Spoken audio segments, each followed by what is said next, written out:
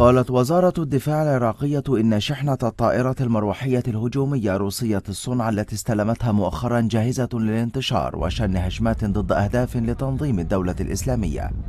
وأظهرت لقطات عرضتها الوزارة المروحيات فضلا عن طائرات مقاتلة من طراز سخوي 25 وهي أيضا روسية الصنع أثناء تجهيزها للعمل. الليفتنانت جنرال حامد عطية المالكي قائد الطيران الحربي العراقي: وصلت خلال هذه الأيام طائرات 128 ودخلت المعركة، وهذه طائرات حديثة ذات تأثير فعال في المعركة، تحمل صواريخ موجهة نوع أتاكا وهي مؤثرة جدا في الدبابات والمواقع الحصينة، وتحمل صواريخ غير موجهة حرة 8 ملم ومدافع رشاشة ورادار 20 كيلو، لها القابلية للطيران في كافة الأجواء ليلا ونهارا. طائرة مدرعة بالكامل لها قابلية وتوازي طائرات الأباشي.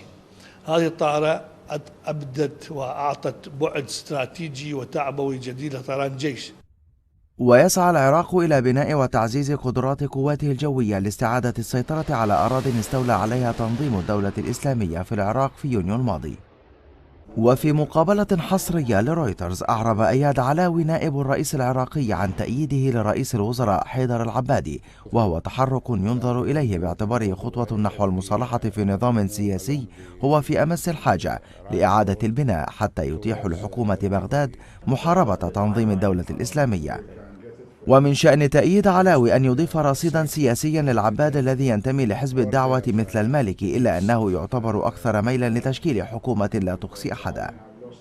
وعلاوي من الشخصيات الرئيسية التي تسعى للتواصل مع السنة الغاضبين في العراق، ممن يأمل العباد في أن يتمكن من إعادتهم إلى صف الحكومة لمحاربة الدولة الإسلامية.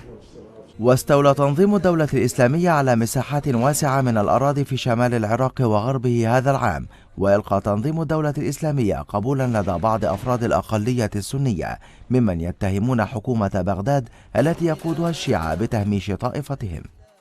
وتأمل الولايات المتحدة أيضا بإقناع المتشددين السنة وقوى العشائر في مناطق تهيمن عليها الدولة الإسلامية بمؤازرة المهام الجوية الأمريكية في معركتها لتقويض التنظيم.